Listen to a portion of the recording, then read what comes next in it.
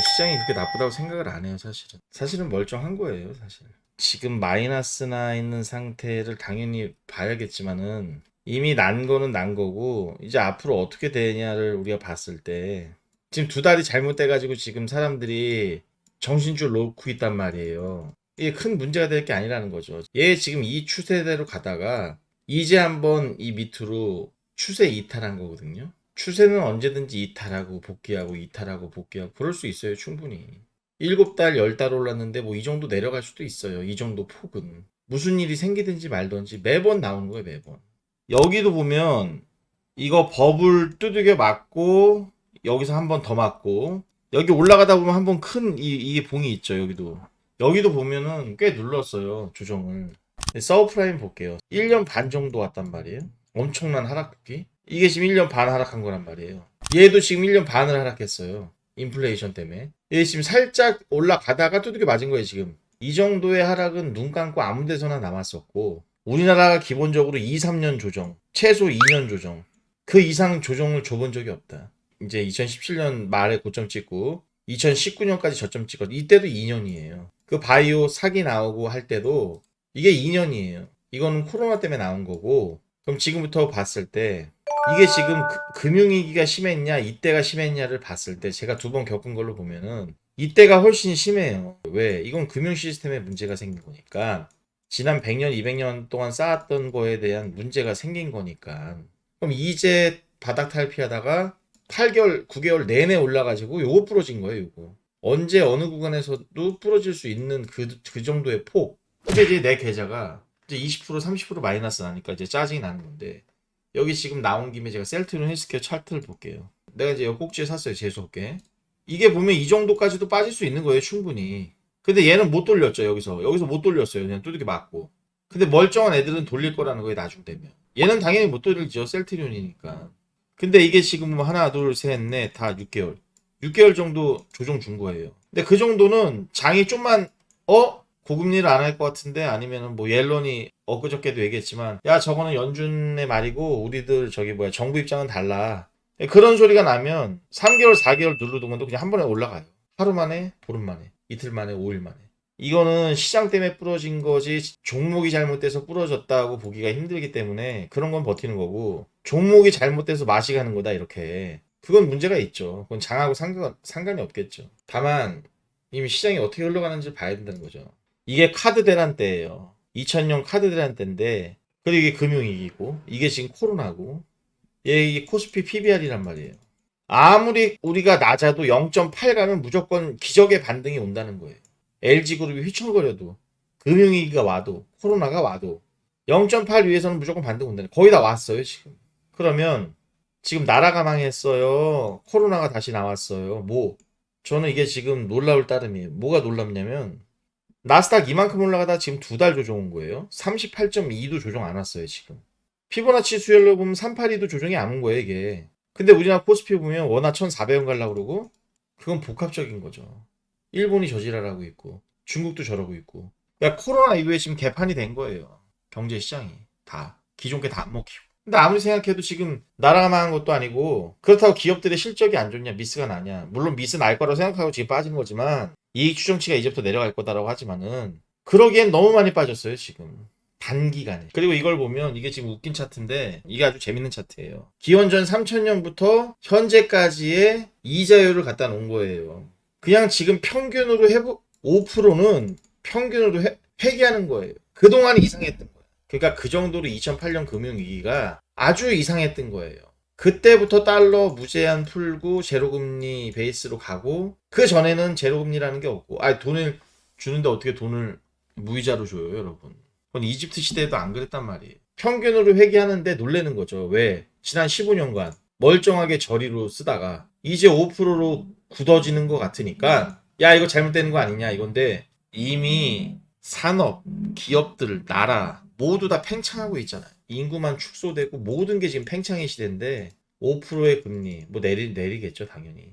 내년 하반기부터 내리겠죠. 그럼 다시 3%대, 2%대로 가면 다시 회귀해서 멀쩡해질 거예요. 생각했던 것보다 저는 무조건 제 머리가 실전 주식시장에 맞게끔 돼 있기 때문에 저는 이렇게 생각해요.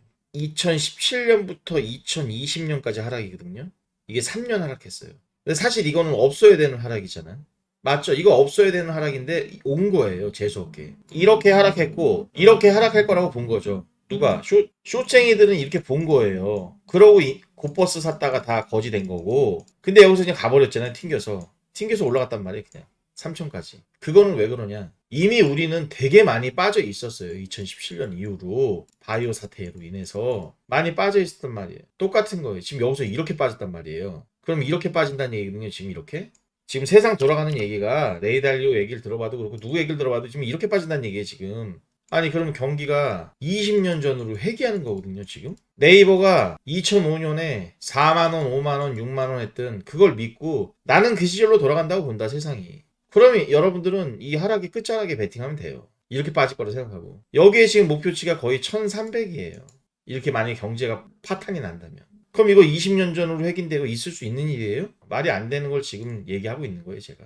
여기 2년간 하락을 했는데 이게 뭘 또 하락을 하냐는 거죠. 여기 2년 이상 하락하고 또 하락한 적 있어요, 지금 우리나라? 지난 우리나라 25년간 별의별 위기가 다 있었을 거 아니에요, 지금. 나라가 휘청거리면서. IMF도 두들겨 맞고. 여러분, IMF도 잘 알아야 돼요. 95년부터 하락하기 시작해서 이것도 3년이에요. IMF 왔을 때도. 그럼 여기 3년 이상 하락이 어디 있어요, 도대체 우리나라에서. 근데 이거 지금 조금 한 달 빠졌다고 지금 막 죽어나는 거예요, 사람들. 한 달 빠졌다고. 8개월 올라간 건 기억 안 하고. 당장 마이너스 30% 나니까 그게 또 곡소리 나는 거야. 40%씩. 복잡한 얘기는 들을 필요가 없어. 그냥 25년간 우리나라 걸 보면 아는 거예요, 여러분. 너무 복잡하게 생각하면 안 돼요, 절대로. 부도 났어요, 무슨? 나라에 전쟁이 났으면 그럴 수도 있어요. 한 5년간 빠지는 걸로 가고. 근데 지금 나라에 전쟁이 났어요. 뭐 기업이 줄도산을 하기를 해요. 뭐예요? 환율이 2,000원 갔어요? 90년대 말처럼? 아무 일도 일어나지 않았어요, 지금. 생각해보면 2010년, 11년 때 그리스부터 시작해가지고 저 유로존 사태 났을 때 그때도 진짜 무섭게 빠졌어요. 여기 보시면. 여기 이때 보면요. 거의 뭐 부도 분위기였어요. 거의. 진짜 한 달 동안 이거 몇 프로 빠졌어요. 코스피. 25% 빠졌어요.